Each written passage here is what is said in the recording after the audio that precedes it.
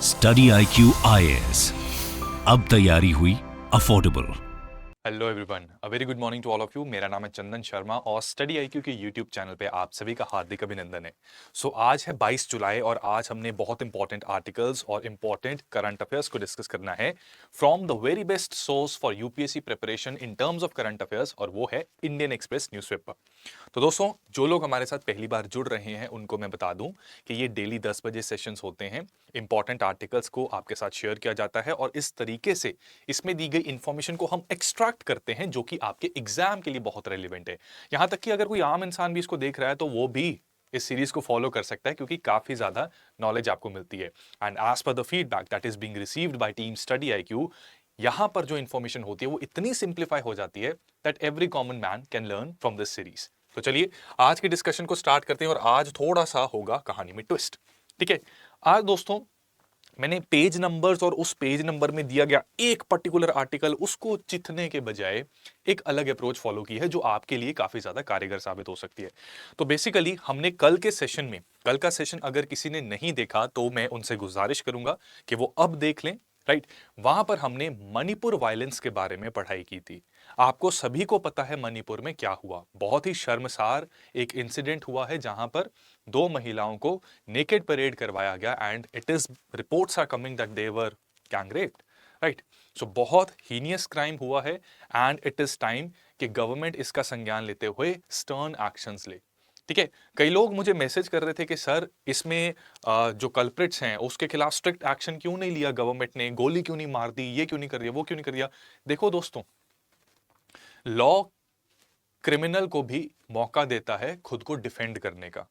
अगर सरकार सीधा स्ट्रेट फॉरवर्ड एनकाउंटर करना शुरू कर देगी तो सरकार में और एक गुंडे में कोई खास फर्क नहीं होगा। It is the judicial process, the legitimate judicial process, जो कि सरकार को, जस्टिस को और इनजस्टिस को अलग अलग करता है। राइट, अगर आप इस चीज से एग्री करते हैं तो कमेंट सेक्शन में जरूर बताइएगा। ठीक है, because this is the way. Right, इससे पहले भी ऐसी डिबेट्स आई थी जहां पर रेपिस्ट जो थे उनको पुलिस ने सीधा एनकाउंटर कर दिया था। अब देखो, ऐसी चीजों से ना लोग तो बहुत खुश हो जाते हैं और तालियां बजानी शुरू कर देते हैं, बट द रियलिटी इज कि सभी को एक मौका मिलना चाहिए खुद को डिफेंड करने का। और जब ट्रायल होता है ना तो उस ट्रायल से एग्जैक्ट सिचुएशन पता लगती है that ultimately leads to the crime. और हमारा एज अ सोसाइटी ये उत्तरदायित्व बनता है कि हम क्रिमिनल को पनिश करने के साथ साथ ये भी इंश्योर करें कि वैसा क्राइम दोबारा ना हो। तो अगर सीधा गोली ही मार दोगे तो आप उन निटिग्रिटीज को नहीं जान पाते जिसकी वजह से वो क्राइम कमिट होता है। ठीक है, तो ये चीज उन लोगों के लिए। अब देखो, कल के सेशन में हमने इरोम शर्मिला द्वारा एक आर्टिकल पढ़ा था। अब उस आर्टिकल में कौन सा कॉन्टेक्स्ट था? GS1 के पॉइंट ऑफ व्यू से हमें वहां पे काफी सारा फॉर्डर मिलता है। GS1 में कैसे? क्योंकि वहां पर हमने सोसाइटी की बात की थी। सोसाइटी में women, they play a very important role, they are a very important contributors for the upliftment of society. और women, they bear the brunt of conflicts, be it Manipur और be it anywhere else। Even partition की भी मैंने example दी थी, वहां पर भी महिलाओं ने सबसे ज्यादा शोषण को फेस किया था। राइट, तो ये मणिपुर का मुद्दा काफी बड़ा होने वाला है दोस्तों। तो आने वाले समय में आर्टिकल्स आते रहेंगे और इस मुद्दे से जुड़ी हुई अलग अलग डायमेंशंस को एनालाइज करेंगे। आज जो मैंने एनकाउंटर की बात आपके साथ की है दोस्तों, इसका भी सीधा सीधा लिंक है, इसमें से भी आपको कुछ फॉर्डर मिलेगा आपके एथिक्स के लिए। ठीक है, जस्टिस, जस्टिस इज इंपॉर्टेंट, तो एथिक्स का यहां से लिंकेज बन जाता है। और और कुछ आर्टिकल जो आज मैं इस सेशन में डिस्कस करूंगा, अपॉलॉजीज, जो आर्टिकल्स मैं यहां पर इस सेशन में डिस्कस करूंगा, इनका लिंक किसके साथ बन रहा है? पॉलिटी के साथ। ठीक है, इनका लिंक पॉलिटी के साथ यहां पर सीधा सीधा कनेक्शन बनेगा। राइट, तो रूल 176, रूल 267, ठीक है, ये आपस में कॉन्फ्लिक्ट में है और इनसे जुड़ी हुई इंपॉर्टेंट बातें आज हम यहां पर पढ़ेंगे। इसी के साथ साथ इन रूल्स को क्यों डिबेट किया जा रहा है और इसी के साथ साथ section 69A of IT act ये क्या है। ठीक है, तो ये दो रूल्स और ये दो लॉस ये पिक्चर में आ रहे हैं, मणिपुर वायलेंस से रिलेटेड हैं, इनको अनफॉल करेंगे। तो basically 3 articles will be discussed pertaining to these particular incidents. Right, इसी के साथ साथ हम हीट डोम्स के बारे में भी स्टडी करेंगे। व्हाट आर हीट डोम्स, क्यों ये बहुत ज्यादा इंटेंसिफाई होते जा रहे हैं, we will understand each and everything. And towards the end of the session हम एक सीसेट कॉम्प्रिहेंशन को भी आपके साथ जरूर डिस्कस करेंगे। Having said that, let us start with the article, but उससे पहले आपको फटाफट ये बता दूं कि दोस्तों आज हमारी P2Y का फ्रेश बैच स्टार्ट हो रहा है। P2Y is basically prelims to interview. Study IQ ने एक ऐसा कोर्स स्टार्ट किया है जिसमें कि एक बार एनरोल करने पे प्री से लेकर इंटरव्यू तक आपकी सारी स्टेजेस कवर हो जाती हैं।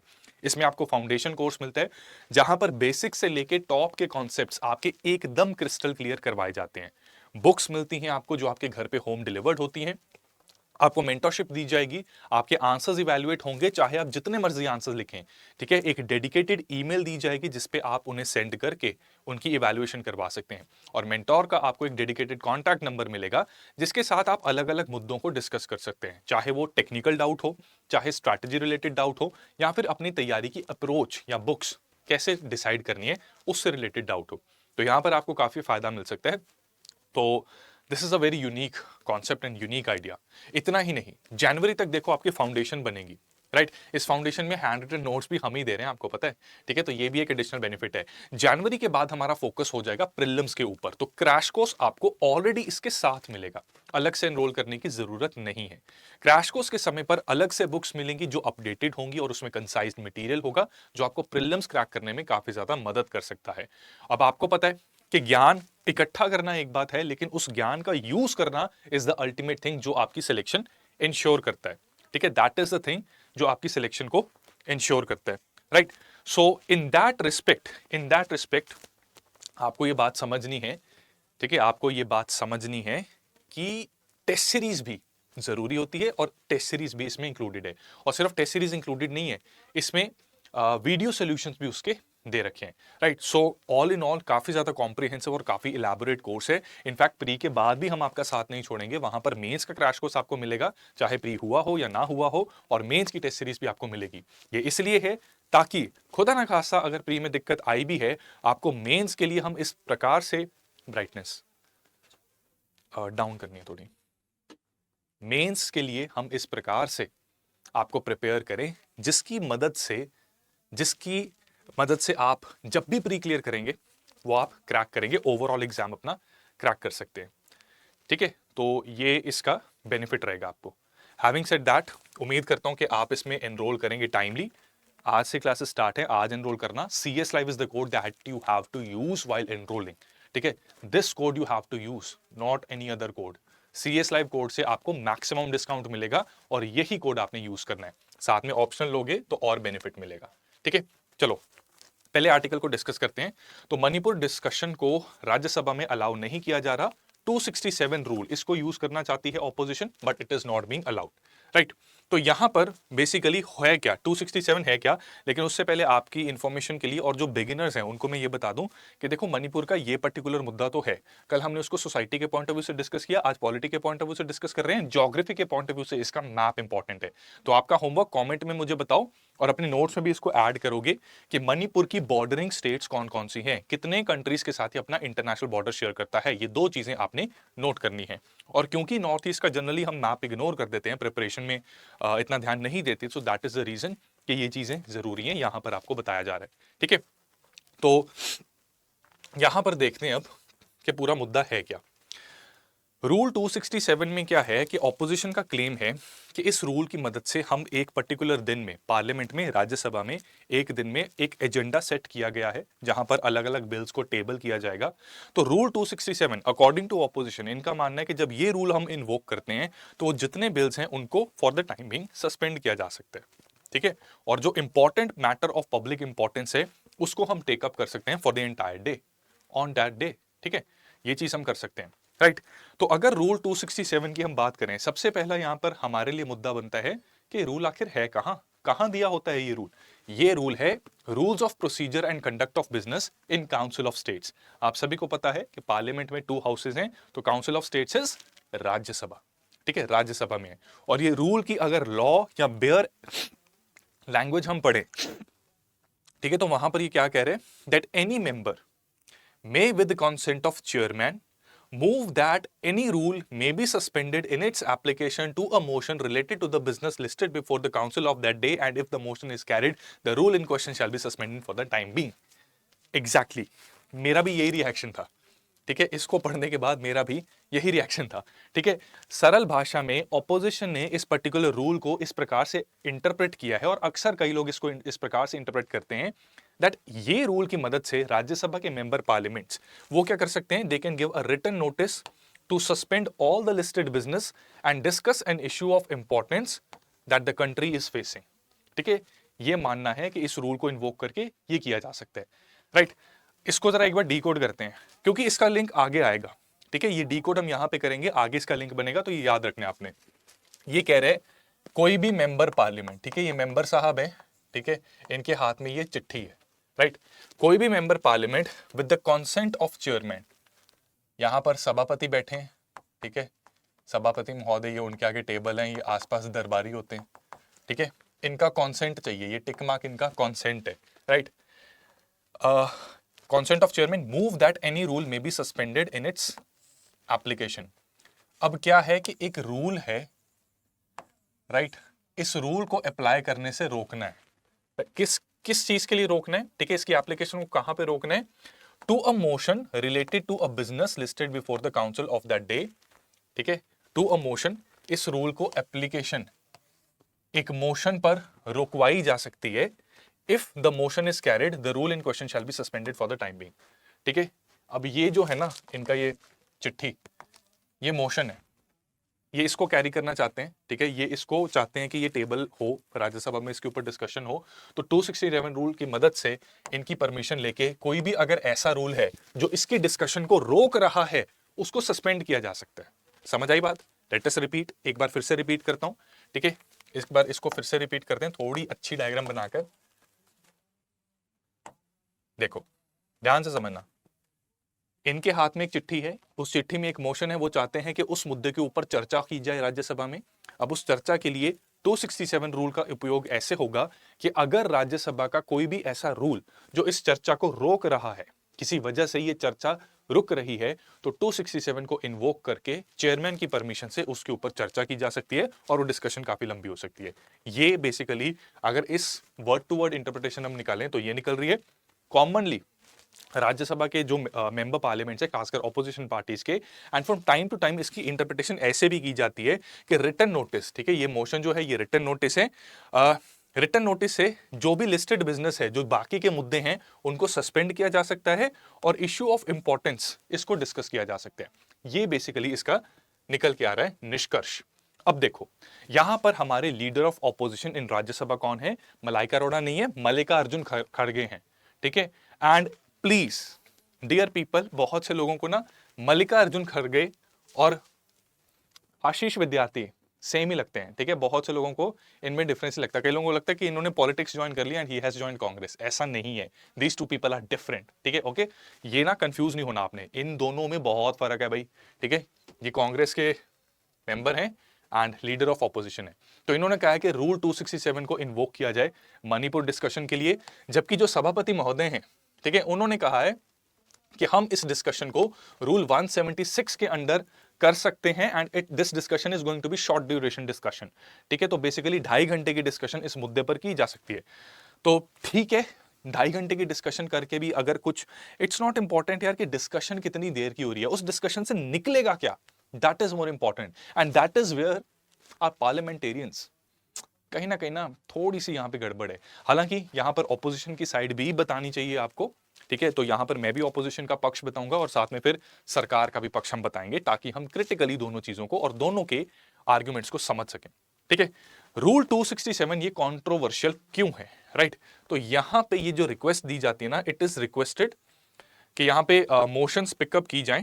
राइट, और टाइम एंड अगेन पिछले 1 साल में तो खासकर बहुत ज्यादा, ठीक है, इनफैक्ट किसान आंदोलन के बाद से काफी ज्यादा 267 के अंडर जो मोशंस की रिक्वेस्ट दी जाती है कि इनके ऊपर चर्चा की जाए, उसको रिजेक्ट किया जा रहा है टाइम एंड अगेन। और ऐसे में ऑपोजिशन पार्टीज को ऐसा लग रहा है कि हमारे डेमोक्रेटिक प्रोसीजर्स को निरस्त किया जा रहा है, निरर्थक बनाया जा रहा है। हमारे डेमोक्रेटिक, हमारे लोकतांत्रिक एक प्रणाली को निरर्थक बनाने की एक योजना बनाई जा रही है।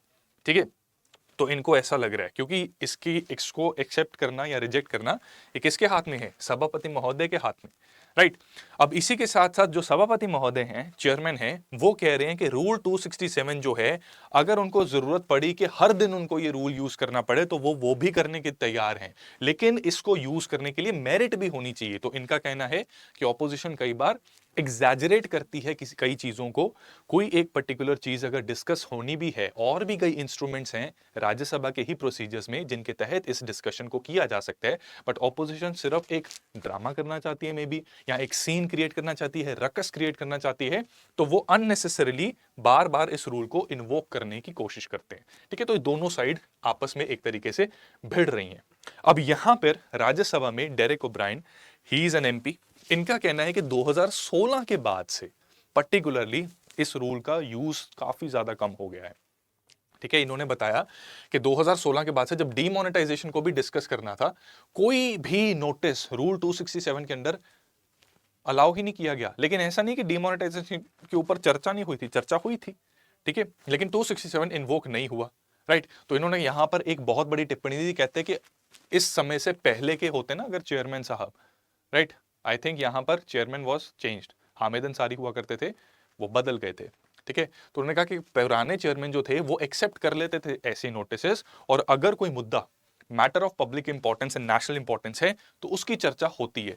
तो इनका यहां पर कहना है कि क्या ऐसी स्थिति आ गई है कि हमारी सरकार को कोई भी मुद्दा मैटर ऑफ नेशनल इंपॉर्टेंस लगता ही नहीं है।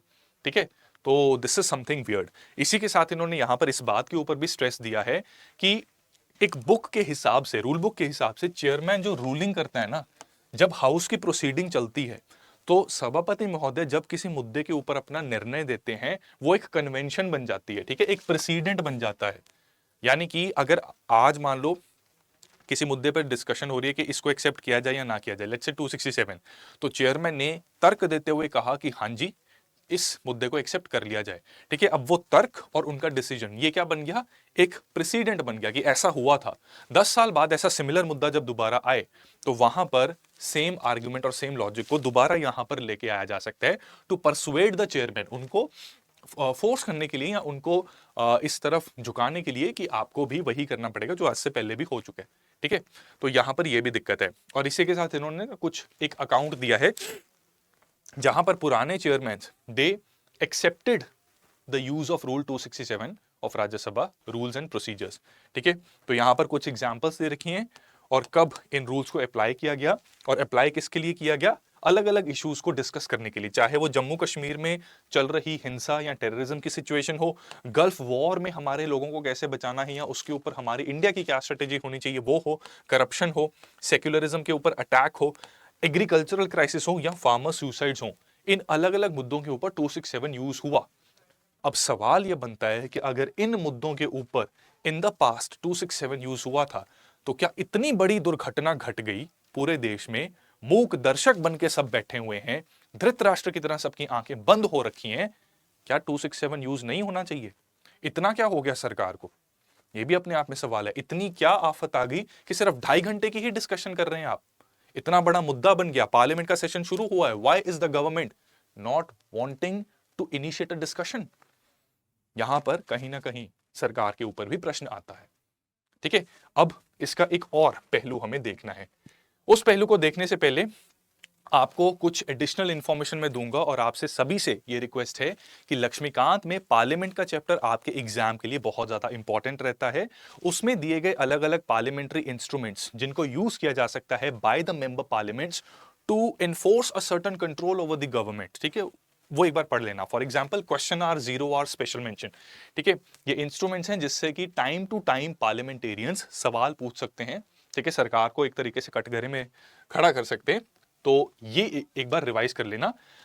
आपकी पीडीएफ में इनको मैं अटैच कर दूंगा, और एक और बहुत ही अच्छा A4 फॉर्मेट में एक मैंने मटेरियल तैयार किया है, वो भी आपको प्रोवाइड करवाया जाएगा, लेकिन उसको मैं दूंगा टेलीग्राम चैनल पे।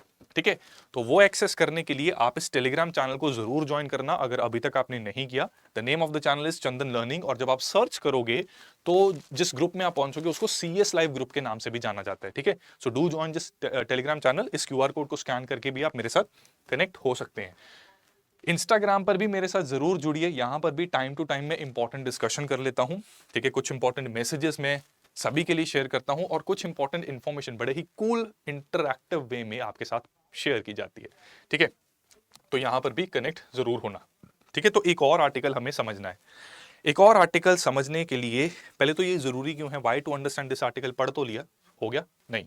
इस आर्टिकल में एक अलग पर्सपेक्टिव बताया गया है और ये मणिपुर वाला इशू ना काफी कॉम्प्लिकेटेड है यार, इतना आसान नहीं है। ठीक है, आम जनता लेमैन क्या है कि हाँ कुछ गलत हुआ गोली मार दो, ऐसे नहीं। हमने एडमिनिस्ट्रेटर की अगर तरह सोचना है, एडमिनिस्ट्रेटर और आम जनता के बीच में फर्क ही ये है कि एडमिनिस्ट्रेटर 360 डिग्री एनालिसिस करता है किसी भी सिचुएशन का और लॉजिक के साथ फिर he does what he does. ठीक है, तो यहां पर भी हम समझेंगे। ठीक है, अभी तक हमने हमारा ज्यादा फोकस ना वैसे भी 267 के ऊपर था, अब 176 को हमने देखना है। तो 176 रूल ये भी कहां पे दिया गया है, procedure and conduct of business of Rajya Sabha या काउंसिल ऑफ स्टेट्स। ठीक है, यहां पर परमिशन मिलती है शॉर्ट ड्यूरेशन डिस्कशन की of matters which are of national importance, right. अब ये जो रूल है ये क्या कहता है, पिछले रूल की तो हमने लैंग्वेज देख ली, बड़ी ही कॉम्प्लिकेटेड है। ये रूल कहता है कि अगर कोई मेंबर पार्लियामेंट ये इच्छा रखता है कि किसी अर्जेंट मैटर के ऊपर डिस्कशन की जाए तो वो एक नोटिस दे सकता है। ये नोटिस किसको जाएगा, सेक्रेटरी जनरल को जाएगा of Rajya Sabha. Secretary general of Rajya Sabha के पास ये नोटिस जाएगा। इस नोटिस के अंदर बहुत ही क्लियरली और बहुत प्रिसाइज तरीके से टू दी पॉइंट बात आप करोगे कि वो कौन सा मैटर है जिसके ऊपर आप चर्चा करना चाहते हैं। ठीक है, और ये नोटिस जब सेक्रेटरी जनरल को दिया जाएगा तब एक एक्सप्लेनेटरी नोट भी साथ में अटैच किया जाएगा जो कि वो कारण बताएगा जिन कारणों की वजह से ये डिस्कशन उठाने की कोशिश की जा रही है। ठीक है, और इतना ही नहीं, इसके साथ साथ 2 और अन्य मेंबर्स का सपोर्ट भी चाहिए। तो आप मुझे ये बताओ, क्या ये रूल बहुत स्पेसिफिक है या नहीं है? इसमें मैटर बताना है, वो चर्चा करने लायक क्यों है उसका कारण भी बताना है, और उस कारण के साथ साथ 2 लोगों का सपोर्ट भी चाहिए। ये कंडीशंस हैं। ठीक है, एक एमसीक्यू बन सकता है कि रूल 176 के साथ कौन सी सिचुएशन या कौन सी कंडीशंस अटैच्ड हैं, तो ये पता होना चाहिए। अगर ये एडमिट कर लिया जाए तो क्या होगा, तो देखो इसमें चेयरमैन साहब जो है, सभापति महोदय, वो नेता सदन, ठीक है, लीडर ऑफ द काउंसिल, जो कि जनरली रूलिंग पार्टी से होते हैं। अगर prime minister is a member of Rajya Sabha तो लीडर ऑफ द काउंसिल वो बन जाते हैं, राइट। अगर वो नहीं है राज्यसभा के मेंबर तो leader of the council ruling party से जनरली होता है। ठीक है, तो लीडर ऑफ काउंसिल की के साथ डिस्कशन करके एक डेट फिक्स की जाती है जहां पर ऐसा मैटर डिस्कशन के लिए उठाया जाता है, और ऐसा टाइम दिया जाता है जो कि 2.5 घंटे से ज्यादा नहीं होगा, यानी कि मैक्सिमम 2.5 आवर्स के लिए इस पर डिस्कशन की जा सकती है। How many members are there in Rajya Sabha, tell me in the comment section. अगर हर एक मेंबर 10-10 मिनट के लिए भी इस मुद्दे के ऊपर अपने विचार व्यक्त करना चाहता है, कितना टाइम लगेगा in minutes, tell me in the comment section. उसको डिवाइड बाय 60 करो, कितने घंटे होने चाहिए ideally, tell me in the comment section. क्या 2.5 घंटे आपको लगता है कि इस ऐसे मुद्दे की डिस्कशन के लिए पर्याप्त हैं? क्योंकि मुद्दा सिर्फ नेकेड परेड या गैंग रेप का नहीं है, मुद्दा मणिपुर और हमारे फेडरल इश्यूज का है। और फेडरल इश्यूज अगर राज्यसभा में नहीं उठेंगे तो कहां उठेंगे, ये भी अपने आप में क्वेश्चन है। ठीक है, दिस इज अ क्वेश्चन। इस तरीके से सोचना है आपने इस पूरे टॉपिक को, तभी आप मेंस के लिए जो आपके दिमाग के चक्षु खुलने चाहिए वो तभी खुल पाएंगे। ठीक है, तो इस तरीके से आपने सोचना है, राइट। अब यहां पर क्या है कि अगर एक्सेप्ट कर लिया जाता है तो इसके ऊपर डिस्कशन होती है, और ये ना एक बेसिकली एक मोशन की तरह नहीं होता। ठीक है, मोशन में क्या होता है कि उसको अडॉप्ट करना होता है तो उसके ऊपर वोटिंग होती है, यहां पर सिर्फ चर्चा की जाएगी। अलग अलग जो मेंबर्स हैं पार्लियामेंट के, राज्यसभा के, वो अपने विचार व्यक्त करेंगे, फॉर्मल वोटिंग नहीं होती। ठीक है, तो ये इसमें रूल 176 के साथ जुड़ा हुआ है। अब यहां पर कुछ एक्सपर्ट्स जो सरकार का पक्ष रखते हैं उनका कहना है कि जो ऑपोजिशन है ना वो एक गड़बड़ कर रही है, वो हो रही है कंफ्यूज। उनको लक्ष्मीकांत पढ़ने की जरूरत है। वो कंफ्यूज कर रहे हैं रूल 267 को एडजर्नमेंट मोशन के साथ, जो कि लोकसभा का इंस्ट्रूमेंट है। ठीक है, remember this thing, adjournment motion Lok Sabha का इंस्ट्रूमेंट है। और अब जब लक्ष्मीकांत में आप पार्लियामेंट चैप्टर को रिवाइज करते हुए censure motion, adjournment motion, 0R etcetera ये सारी चीजें पढ़ोगे तो वहां पर ये देखना कि which of these motions and which of these instruments are exclusively available to Rajya Sabha और लोकसभा। ठीक है, एक्सक्लूसिवली लोकसभा के पास क्या क्या है। ठीक है, ये बहुत जरूरी है। एडजर्नमेंट मोशन जो है वो rule 63 of rules of procedure and conduct of business in Lok Sabha के साथ डील करता है। ठीक है, रूल 63, राइट। इसमें क्या होता है कि एक ऐसी मोशन, एडजर्नमेंट मोशन है क्या, a motion for the adjournment of the business, कि यहां पर जो एजेंडा था आज के दिन लोकसभा ने जो चर्चा करनी थी उसको एडजर्न कर दिया जाए, for the time being suspend कर दिया जाए। ठीक है, क्यों सस्पेंड कर दिया जाए, क्योंकि यहां पर उससे भी ज्यादा इंपॉर्टेंट मुद्दे के ऊपर हमें डिस्कशन करनी है, एंड दैट मुद्दा is a definite matter of urgent public importance. और ऐसे समय पर सिर्फ एक ही मोशन एक्सेप्ट की जाती है और बहुत वेल डिफाइंड तरीके से इसको बताना पड़ता है कि क्या मुद्दा है। ठीक है, अगेन जैसे रूल 176 में, राइट। तो यहां पर कई लोगों का कहना है कि 267 को एडजर्नमेंट मोशन के साथ कंफ्यूज करने की कोशिश की जा रही है। आपने नहीं होना, ठीक है, फर्क होता है दोनों में। और यहां पे मोशन अडॉप्ट होती है, वोटिंग होती है, और अगर ये वोटिंग में सरकार के खिलाफ वोटिंग हो जाए तो it is a kind of sensor. ठीक है, it can demand a confidence vote during that time. अगर इसमें मान लो मोशन पास हुई और मोशन में डिसाइड किया कि क्या सेंट्रल गवर्नमेंट जो भी गड़बड़ हुई है, जो भी कांड हुआ है, उसके लिए जिम्मेदार है। ठीक है, तो अगर वो मोशन पास हो जाए तो ट्रस्ट वोट, फ्लोर टेस्टिंग की जरूरत पड़ जाती है, और अगर फ्लोर टेस्टिंग में हार गए, सरकार खत्म, सरकार गिर जाती है। ठीक है, फिर दोबारा प्रेसिडेंट किसी और को प्राइम मिनिस्टर के लिए चुनेंगे, उसको अपना सपोर्ट दिखाना पड़ेगा। एलायंस के साथ यूज कर सकते हैं, अगर उसकी अपनी पार्टी है वहां पर भी हेल्प हो सकती है। बट हमारे पास आपको पता है the ruling party is such huge, और उनको इतना सपोर्ट है, सरकार नहीं गिरेगी, कंट्री स्टेबल, तो चाहे तो ये करवा भी सकते हैं। ठीक है, they can initiate this process, right. At least discussion तो होगी, डिस्कशन तो होगी। ठीक है, वो चीज है, राइट।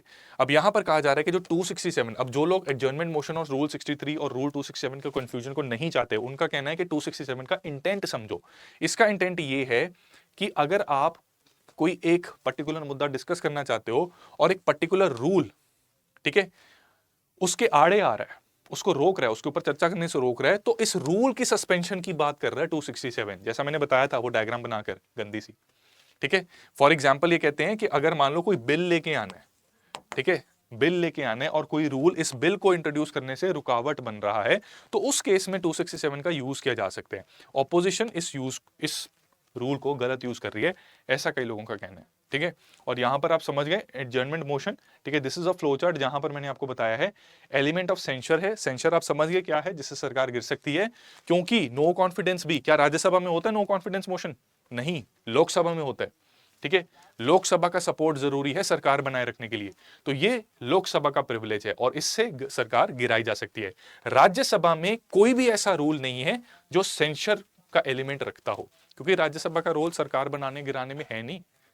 ठीक है, Rajya Sabha is more associated with federal issues, right. Laxmikanth में भी पढ़ते हैं हम ये। Having said that, let us try to solve some questions. चलो बताओ क्या आंसर होगा इसका, क्वेश्चन 1 का। Identify the correct statements in context of parliamentary procedures in India. क्वेश्चन समझ आ गया? पार्लियामेंट्री प्रोसीजर्स इन इंडिया के कॉन्टेक्स्ट में आपको करेक्ट स्टेटमेंट आइडेंटिफाई करनी है।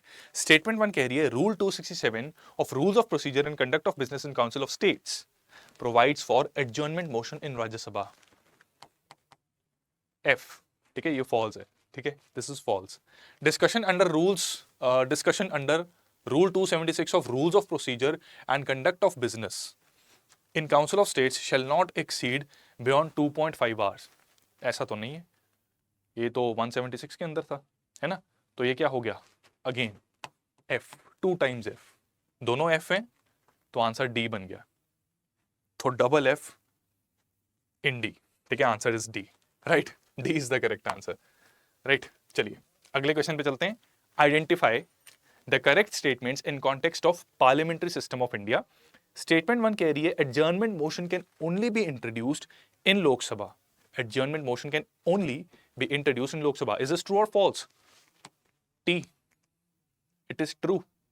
क्यों ट्रू है? क्योंकि इसमें सेंसर का एलिमेंट होता है और सेंसर के element that is an exclusive privilege of Lok Sabha. It is provided for, ठीक है, या फिर it is provided under rule 63 of rules of procedure and conduct of business in Lok Sabha. This is again T, ठीक है, both are T, double T हो गया, right. So answer will be C, both are correct. ठीक है, I hope ये चीज आपको clear हो गई है। तो इस प्रकार से हमने चीजों को पढ़ना है, समझना है और अप्लाई करना है। This is the way we have to understand current affairs. यहां पर सिर्फ करंट अफेयर्स को रीड नहीं किया, बहुत से बच्चे ना ये गलती करते हैं, they don't they don't digest current affairs. उनको लगता है कि बस आर्टिकल पढ़ लिया, अंडरलाइन कर लिया, हाईलाइट कर लिया, हो गया करंट अफेयर्स। सबसे पहला पता क्या काम करते हैं UPSC aspirants, what they do कि यार तैयारी उनकी बाद में शुरू होती है, दिखावा पहले स्टार्ट होगा कि पता कैसे लगेगा। चार छह लोग पूछे ना क्या कर रहे हो बेटा, हम बोलेंगे कलेक्टर बनने की तैयारी कर रहे हैं। ठीक है, उसके लिए क्या होगा, सबसे पहले द हिंदू लेके आया जाएगा। द हिंदू क्यों, इंडियन एक्सप्रेस क्यों नहीं? क्योंकि परसेप्शन बनी हुई है ना, पुराने लोगों ने कहा हुआ है द हिंदू होता था, और होता था किसी टाइम पे द हिंदू बहुत अच्छा होता था, तो परसेप्शन अभी वो बनी हुई है। तो द हिंदू आएगा, पढ़े भले ही ना, आर्टिकल्स भले ही उसमें इतने अच्छे ना आए, लैंग्वेज उसकी भले ही समझ ना लगे, यूटिलिटी उसकी भले इतनी अच्छी ना हो, एक्सप्लेन सेक्शन भले ही उसमें ना आए, पर लाएंगे जी। और ऐसे फ्रंट पेज को ऐसे ना फोल्ड करके ऐसे पकड़ के इस तरह से चलेंगे कि हाँ पूछो। चार तरह के मार्कर्स आएंगे, वो फिर क्या आएंगे, स्टिकर्स, बुक मार्क्स आएंगे चिपकने वाले। ठीक है, टेबल, एक मैप लगा देंगे। मैप मतलब आज की डेट में भी वर्ल्ड मैप चलो होगी यूटिलिटी, बट मुझे लगता है कि मोबाइल में इससे अच्छा सेव कर लो इंपॉर्टेंट मैप्स, दीवार पे लगाने का क्या मतलब बनता है। तो यार ये सभी के लिए मैसेज है कि try to be realistic, try to be practical, trust me guys. Starting में बड़ा मन करता है कि सबको पता लगे हम क्या कर रहे हैं, और मन करता है कि जब हम बन जाएंगे ना, फिर देखना लाल बत्ती वाली गाड़ी, दो चार सिपाही, कई सारे नौकर हमारे साथ जब चलेंगे ना, तो बड़े अच्छे लगेंगे। But reality is this process is very difficult. जितने कम लोगों को पता है ना, उतना ही अच्छा है।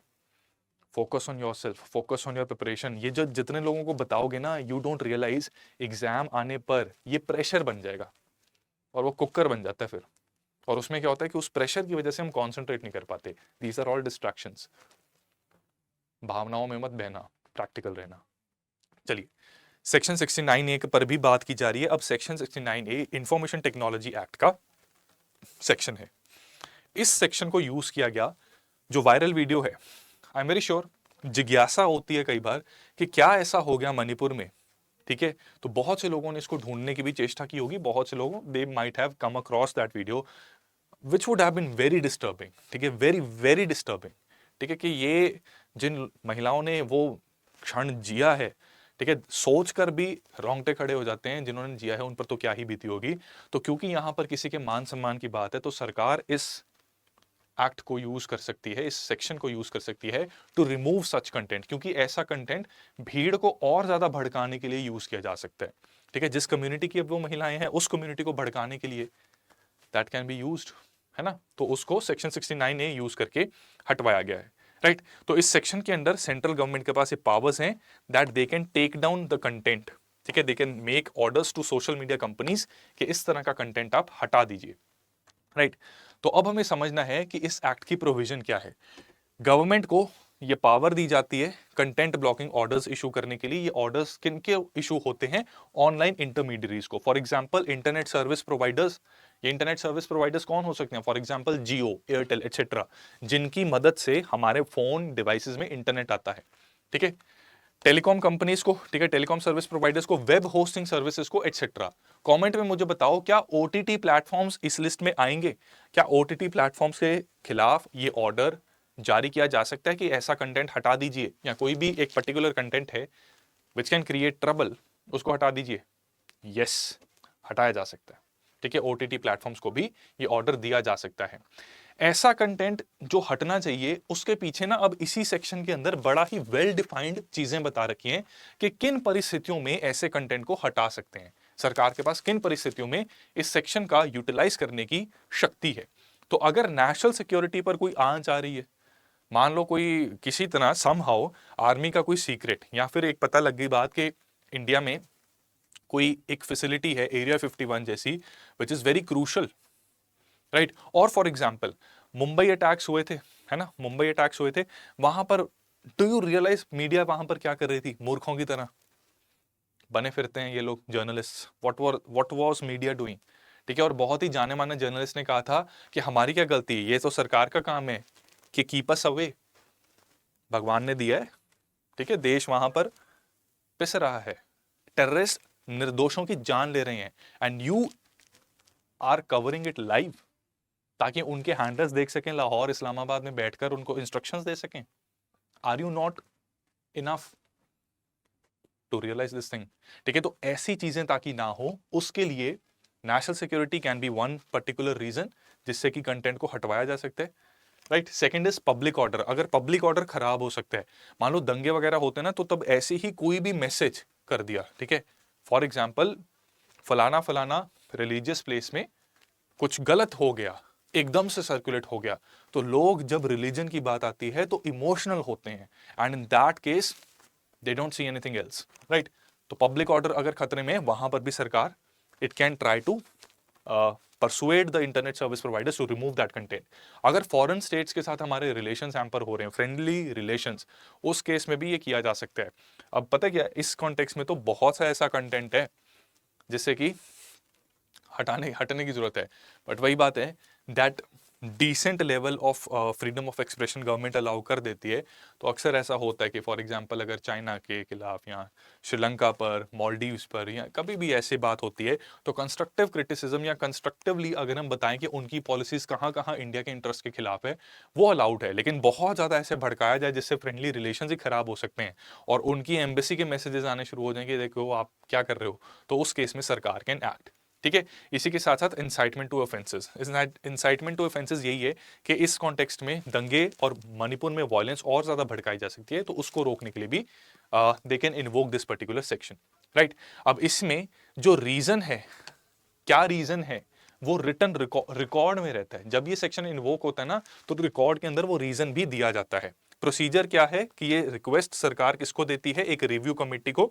रिव्यू कमेटी फिर डायरेक्शंस देती है, और ब्लॉकिंग ऑर्डर जब इशू होते हैं तब जनरली ये मामला पूरा कॉन्फिडेंशियल रहता है कि हम क्या ब्लॉक कर रहे हैं, क्योंकि अगर आपने कोई इंफॉर्मेशन को ब्लॉक करना है और ढिंडोरा पीटोगे कि हमने जी वो ब्लॉक कर दिया, आपको नहीं लगता लोग फिर और ज्यादा कोशिश करेंगे ढूंढने की कि क्या ब्लॉक किया है इन्होंने, बताओ तो सही, है ना। हो रहा है, अभी भी हो रहा है। Many people there are still curious कि हुआ क्या मणिपुर में एग्जैक्टली, वो ओरिजिनल फोटो जरा, जो फुटेज है वो जरा पता लगे कि किया क्या लोगों ने, ठीक है। यकीन नहीं हो रहा कि इतनी बड़ी हीनियस चीज हो सकती है वहां पर, ठीक है। तो इसलिए इसको थोड़ा रिस्ट्रिक्टेड रखा जाता है, प्राइवेट रखा जाता है।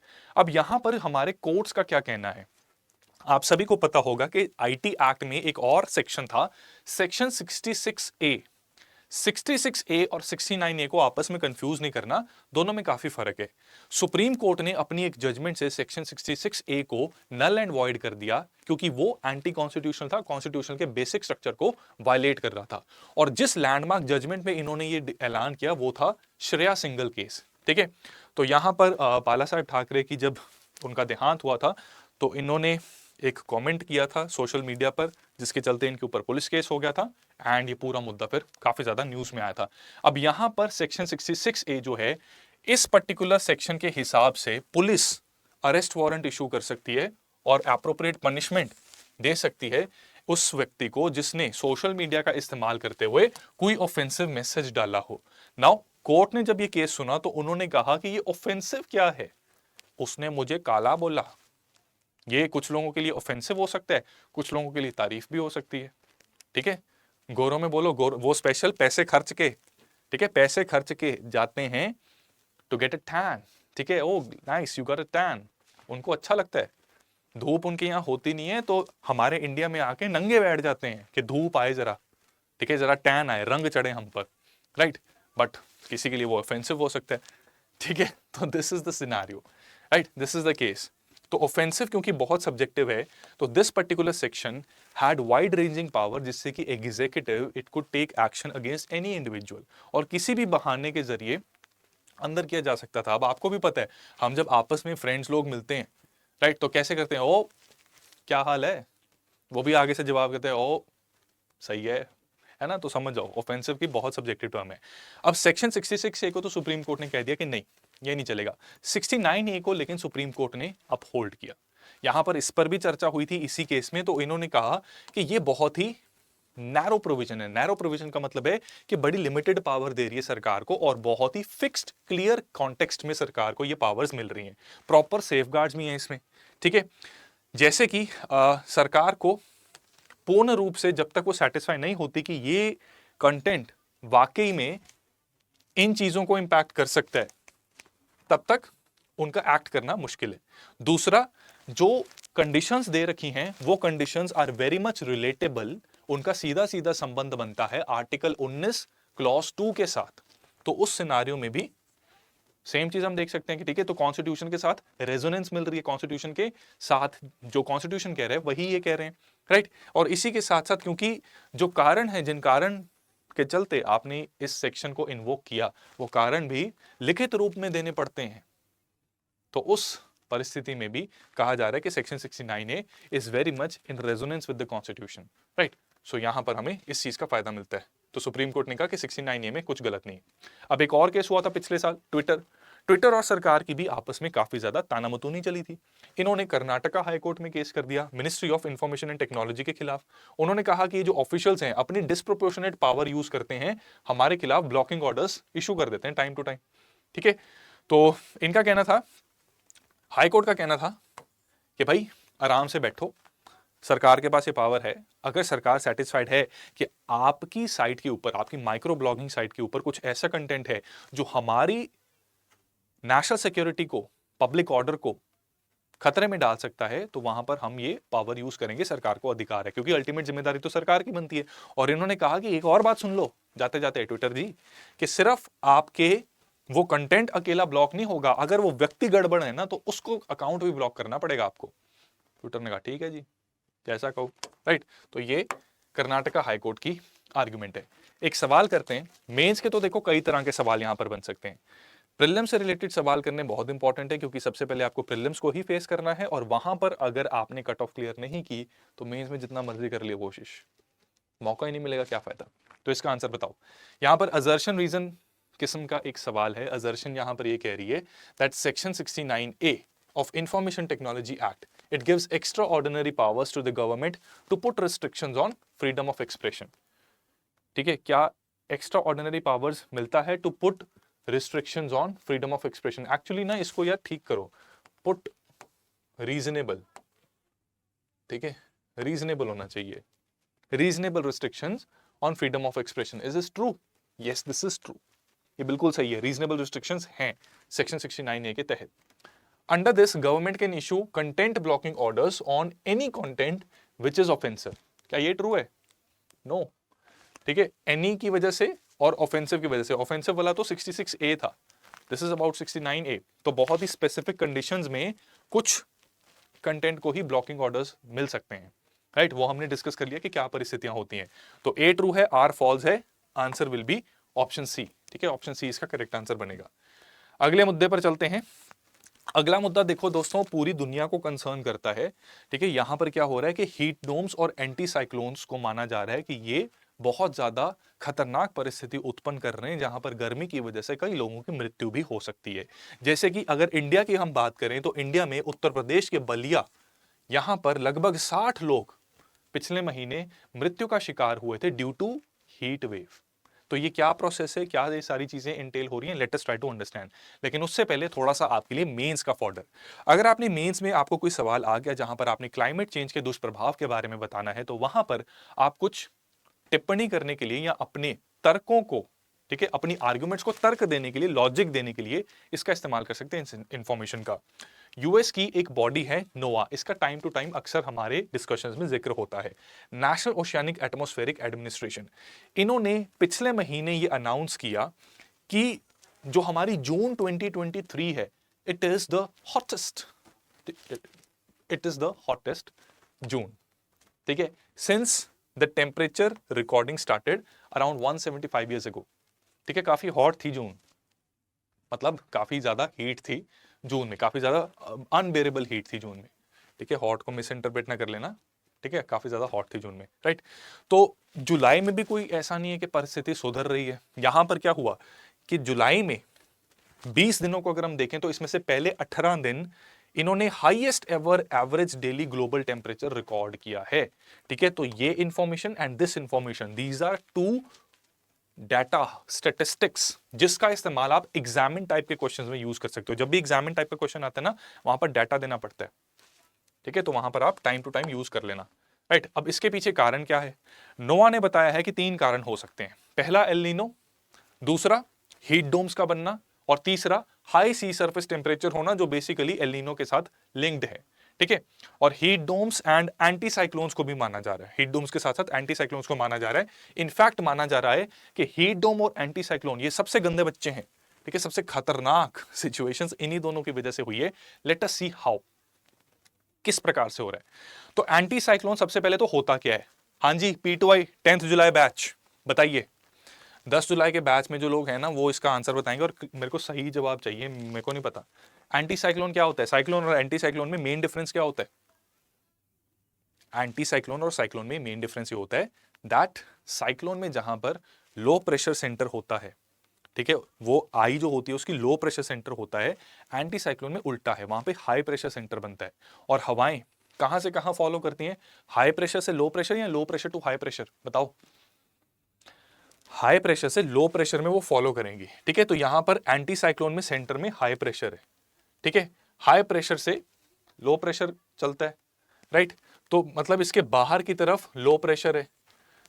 हाई प्रेशर से लो प्रेशर जब विंड्स चलेंगी, कोरियोलिस फोर्स उन पर कैसे इंपैक्ट करेंगी? क्लॉकवाइज घूमेगा वो कि एंटी क्लॉकवाइज? नॉर्दर्न हेमिस्फीयर में, नॉर्दर्न हेमिस्फीयर में वो क्लॉकवाइज घूमती हैं, ठीक है, it will move, no, anticlockwise घूमेगी, ठीक है, काउंटर क्लॉकवाइज होगा, राइट।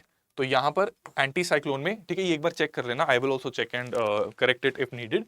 एंटी साइक्लोन में एंटी क्लॉकवाइज मूवमेंट होती है in northern hemisphere, right, counterclockwise movement. और साइक्लोनिक मूवमेंट में, ठीक है, क्लॉकवाइज मूवमेंट होती है इन नॉर्दर्न हेमिस्फीयर, साउथ में उल्टा होता है, ठीक है, क्योंकि कोरियोलिस फोर्स उलट घूमना शुरू कर देती है। इसका रीजन भी है जो आई थिंक क्लास में डिस्कस हुआ होना चाहिए, ठीक है जी। चलो अब यहां पे आते हैं। अब एंटी साइक्लोन में क्या है कि हाई प्रेशर है, तो यहां पर ना बेसिकली व्हाट इज हैपनिंग कि जो विंड्स हैं, ठीक है, हाई प्रेशर से लो प्रेशर की तरफ जा रही हैं, तो ग्राउंड लेवल पर तो विंड्स ऐसे बाहर की तरफ निकलेंगी, ठीक है। तो आपने फेरल साइकिल वगैरह ये सब पढ़ा है, तो ऐसे बाहर की तरफ निकलती हैं, ठीक है, फिर अपर एटमॉस्फेयर में इधर लो प्रेशर पे ऊपर उठती हैं, और फिर अपवर्ड मूवमेंट जो होती है वो उल्टी होती है, what is happening in the ground, ठीक है। तो फिर वो साइक्लोन जहां पे एंटी साइक्लोन बना हुआ है ना, वहां पर फिर डिसेंट करती हैं। तो एंटी साइक्लोन में हाई प्रेशर बनने की वजह से the air goes downwards, air जो है वो डाउनवर्ड्स जाती है।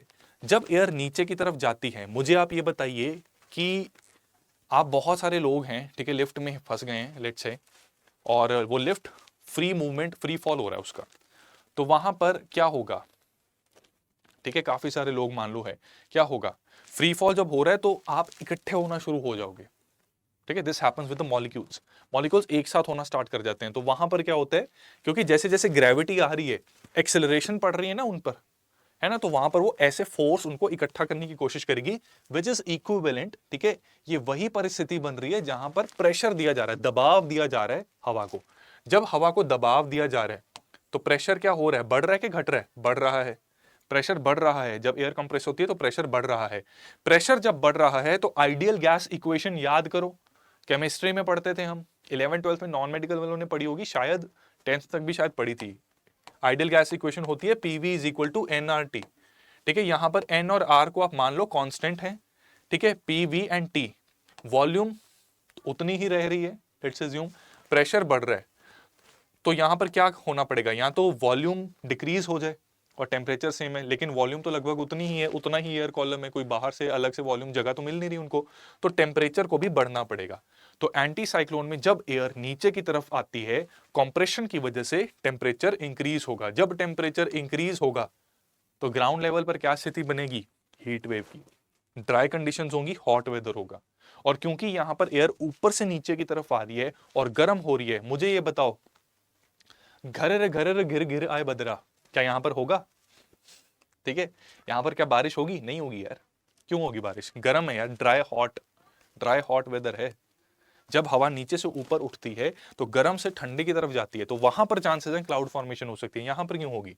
ठीक है, so there will be no formation of cloud. Also जो विंड है वो बहुत ज्यादा घातक नहीं होती, मतलब बहुत ज्यादा एक्साइट नहीं होती विंड, जेंटल रहती है, काम रहती है, आराम से चलती है, राइट। और क्लाउड फॉर्मेशन नहीं होती, सबसे इंपॉर्टेंट पॉइंट ये है, ठीक है जी। तो this is the anti cyclone condition, right.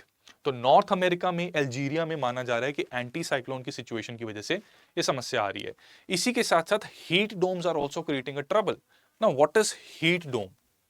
Heat dome ऐसा है कि किसी एक पर्टिकुलर जगह पर अगर हाई प्रेशर कंडीशन बन जाए और काफी लंबे समय के लिए बन जाए, तो वो हाई प्रेशर, ठीक है, वो हाई प्रेशर क्या करता है?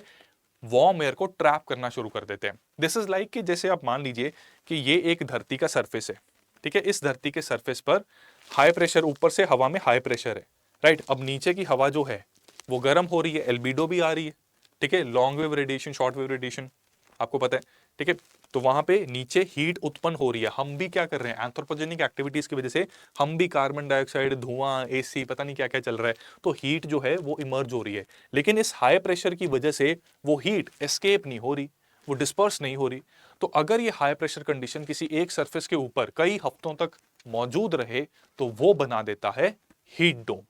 ये हीट डोम की वजह से जितने लंबे समय के लिए ये हवा उस हाई प्रेशर के नीचे वाली हवा जो ट्रैप्ड रहेगी वो उतना ज्यादा इंटेंस हीट प्रोड्यूस करना शुरू कर देगी, क्योंकि this will be condition similar to greenhouse. क्योंकि सन की रेस पड़ रही है, सन की रेस पड़ने से जो नीचे ऑलरेडी गर्म हवा है वो और ज्यादा गर्म हवा होती जा रही है और डिसिपेट नहीं कर पा रही। बैलेंस तो तभी बनेगा ना जब वो गर्म हवा डिसिपेट हो जाए और उसको रिप्लेस करने के लिए थोड़ी ठंडी हवा आ जाए, वो हो नहीं रहा, ठीक है। तो इस वजह से ये सिचुएशन उत्पन्न हो जाती है। तो जितने लंबे समय के लिए हाई प्रेशर बनेगा उतना ही ज्यादा इंटेंस और डेडली हीट वेव बन सकती है। और अगर ये काफी लंबा समय हो गया तो ये जानलेवा भी हो सकती है, ठीक है। ये इंसान को हीट स्ट्रोक की सिचुएशन फेस करनी पड़ सकती है। और हीट स्ट्रोक ना ऐसे नहीं कि कभी भी आ जाएगी, हीट स्ट्रोक तब आएगी अगर हमारी बॉडी का कोर टेम्परेचर, ये मैं बता चुका हूं पहले भी, बॉडी का कोर टेम्परेचर कितने डिग्री सेल्सियस या कितने डिग्री फ़ारेनहाइट से एक्सीड कर जाए, उसके बाद हमारा हीट स्ट्रोक आने के चांसेस हैं, दैट इज 40 डिग्री सेल्सियस और 104 डिग्री फ़ारेनहाइट, ठीक है। उसके एक्सीड करने के बाद ही basically we might feel a heat stroke, right. अब क्लाइमेट चेंज और इसके बीच का क्या संबंध है? अब कहा जा रहा है कि ये जो heat domes and anticyclones है सीधा सीधा क्लाइमेट चेंज की वजह से नहीं बन रहे, ये पहले भी बनते थे, अब भी बन रहे हैं, लेकिन क्लाइमेट चेंज की वजह से, ग्लोबल वार्मिंग जो हो रही है उसकी वजह से their intensity and the duration it is getting longer, ठीक है। ऐसा नहीं कि क्लाइमेट चेंज की वजह से अस्तित्व में आ रहे हैं, अस्तित्व में पहले भी थे, लेकिन इनकी इंटेंसिटी और इनकी घातकता जो सर्वनाश ये कर सकते हैं उसमें काफी बड़ी बढ़ोतरी हो रही है, right. Can they kill? Yes of course they can kill, ठीक है। यहां पर ना एक कॉन्सेप्ट है, उसको वेट बल्ब कहते हैं, ठीक है। वेट बल्ब प्लीज करने की कोशिश मत करना, right. When I was young, me and my brother, हम क्या करते थे, थोड़ी शरारत करते थे, ठीक है। हम क्या करते थे कि छोटा बल्ब होता है ना लैंप, तब वो फिलामेंट वाले लैंप होते थे, टंगस्टन लैंप्स होते थे, वो कॉर्ड चलती थी, आजकल तो एलईडीज आ गई हैं। तो हमें बड़ा मजा आता था कि ऊपर से ना एक बूंद ऐसे पानी की गिरा के देखते हैं क्या होता है। वो गर्म होता था बल्ब, हमें लगता था कि ऐसे ठस करके आवाज आएगी। हमने एक बार ट्राई किया, हमारे हाथ गीले थे, हमने ऐसे ना छींट मारने की कोशिश की, वो भड़प करके बल्ब फट गया। तो that is not wet bulb, please and don't try that at home. मैंने बोल दिया आज जरूर करेंगे पुराना बल्ब ढूंढ के। चलो anyways, heat waves, they are lethal when high temperatures they combine with high humidity. High temperature और high humidity जब होती है, that situation is referred to wet bulb. इस particular situation में the body is unable to evaporate the sweat, जिसकी वजह से हमारा कोर टेम्परेचर स्टेबलाइज नहीं हो पाता और उसके बाद हीट स्ट्रोक आ सकती है। और यहाँ पे कोर टेम्परेचर अगर 40 डिग्री सेल्सियस 104 फ़ारेनहाइट से एक्सीड कर जाए देन इट्स अ प्रॉब्लम। इसको भी हम डिस्कस कर चुके हैं और कैसे इससे बचना है ये भी हम बता चुके हैं।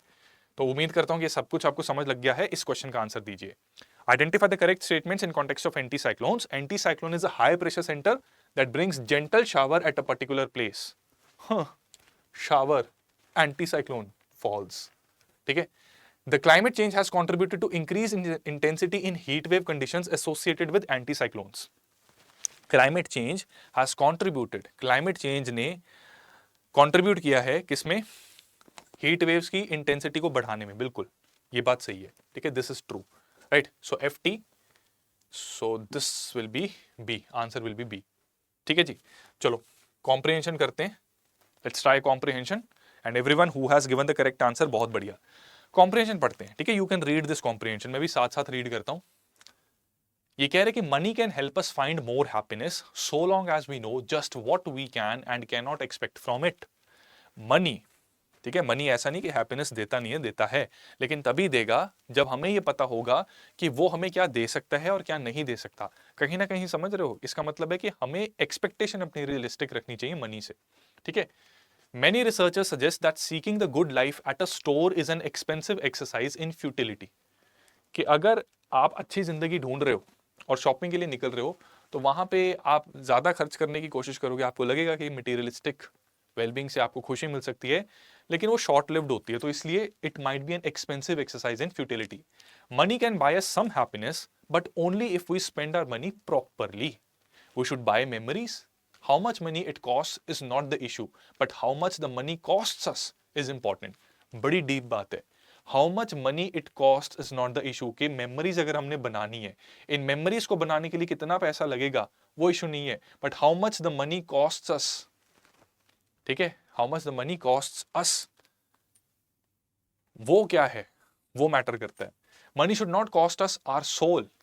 समझ रहे हो कि कितना पैसा लगा, ठीक है, कितना पैसा लगा, कि मान लो मुझे लेट्स से ट्रिप पे जाना है, ठीक है, with someone special, right, that can be my family as well, right. तो अब उसके लिए पैसे तो खर्च होंगे, तो वो मैटर नहीं करता, मैटर ये करता है कि उस पैसे के लिए मैंने क्या किया, वो मैटर, मैंने स्मगलिंग की, ह्यूमन ट्रैफिकिंग की, या फिर कोचिंग दी ताकि कई और लोग भी अपने सपने पूरे कर सकें, राइट। तो वो मैटर करता है। Money should not cost us our soul, our relationship, dignity, health, intelligence and joy in the simple things of life. ऐसा नहीं कि पैसे के पीछे इतना भागो, इतने इतने बैचेस ले लो, समझ गए आप, ठीक है, that is a point. People who figure out what they truly value and then align their money with those values, people who figure out what they truly value and align their money with those values, कि क्या उनको cherish, किस चीज को cherish करते हैं, क्या चीज पसंद है, और फिर मनी को उसके साथ अलाइन करते हैं। They have the strongest sense of financial and personal wellbeing, ठीक है, सिक्योर फील करते हैं वो, राइट। तो ये कहीं ना एथिक्स में भी काम आएगी आपकी। एथिक्स में सवाल तो आ ही जाता है कि what is happiness to you, right. तो मनी एंड हैप्पीनेस में आपस में संबंध आपकी इंटरव्यू में भी काम आ सकते हैं, जिंदगी में भी काम आएगा, एंड एथिक्स के सवाल में भी काम आएगा। चलो इस क्वेश्चन को आंसर करते हैं। Which of the following statements best implies the suggestion given by author in the passage? Money can help us buy anything that we wish for, including happiness in our lives. No, ये तो नहीं है। To be happy and well off in life, people need to align their money with the things they value the most. ठीक है, इसको hold पे रखते हैं, बाकी भी पढ़ लेते हैं। Running behind money is futile as no amount of money can buy happiness in our lives. ये भी गलत है। अगर पता हो कि कैसे खर्चना है, क्या चाहिए हमें, तो हैप्पीनेस मिल सकती है। Money is so crucial for overall well-being that it can be traded with our soul, relationships, dignity, health, intelligence, joy and simple things in life. बिल्कुल गलत। आंसर क्या बनेगा? ऑप्शन बी, ठीक है। बहुत सिंपल था पैसेज और बहुत गहरा मतलब था इस पैसेज का, ठीक है। तो ये आपके लिए मोटिवेशन भी रहे। इसी उम्मीद के साथ, इसी प्रार्थना के साथ आप सभी को आज के आने वाले महीने के, आने वाले हफ्ते के लिए ढेर सारी शुभकामनाएं। P2Y students, I am really excited to see you all in the batch, ठीक है। एंड जिन्होंने एनरोल अभी तक नहीं किया, अब एनरोल कर लो। डिस्क्रिप्शन में आपको उसका लिंक मिल जाएगा। आपको सीधा वेबसाइट या ऐप पर जाना है, ठीक है। वहां पर आप कुछ डेमो वीडियोस भी देख सकते हैं। उन वीडियोस को देखकर you can basically have the idea कि कैसे हम प्रोसीड करने वाले हैं। And after that, after being satisfied, ठीक है। और सी, ऐसा नहीं कि मैं ऐसे ही बोल रहा हूँ यार, बुक्स आएंगी घर पे, क्यों नहीं आएंगी, ठीक है। Books will come at your place. आपके डाउट्स भी लिए जाएंगे, कुछ अगर जरूरत पड़ती है हम डाउट सेशन एक्स्ट्रा भी ले लेते हैं, ठीक है। लाइव इंटरैक्टिव क्लासेस रहती हैं, तो आप डाउट्स भी पूछ सकते हैं कि उसमें हम कहते हैं, जैसे हमने एक टॉपिक पढ़ाया, राइट, टॉपिक पढ़ाने के बाद हम कहेंगे कि चलो अब डाउट सेशन है, किसी का कोई डाउट है हैंड रेज करो, तो जिनका हैंड रेज है उनके आंसर होते जाएंगे, ठीक है। कई बार ऐसा भी होता है कि 3-4 लोगों का सेम डाउट होता है, एक जना पूछता है, सबका डाउट क्लियर हो जाता है, वो हैंड्स डाउन कर लेते हैं, राइट। ये चीजें रहती हैं। और कई बार क्या होता है कि सी, दिस थिंग हैपेंस कि कई बार बहुत ज्यादा जिज्ञासा होती है, तो लोग ऐसे कमेंट टाइप करते रहेंगे कि ये क्या, ये क्या, ये क्या। उनको कह दिया जाता है कि वेट फॉर अ मोमेंट, अभी जब बारी आएगी डिस्कशन की तब कर लेंगे। तो ये सारी चीजें इस प्रकार से प्रोसीड होती हैं। मेंटोर्स बहुत अच्छे हैं, मेंटोर्स को एक्सपीरियंस है मेंस लिखने का, इंटरव्यू तक भी कई मेंटोर्स पहुंच रखे हैं, तो they can help you align your preparation according to your aspirations, according to your strengths, और जो आपकी वीकनेस है उसको पीछे करेंगे, right. So course is really good. आप यहाँ वेबसाइट पे जाइए, एनरोल कीजिए and use the code CS Live। CS Live code use करने से मैक्सिमम हाईएस्ट डिस्काउंट भी आपको मिलेगा, and as you know it can be considered a minor tribute, ठीक है। तो see you soon in the classes. Wish you all the best. That's all from my side today. Thank you so much. Study IQ IAS, अब तैयारी हुई affordable.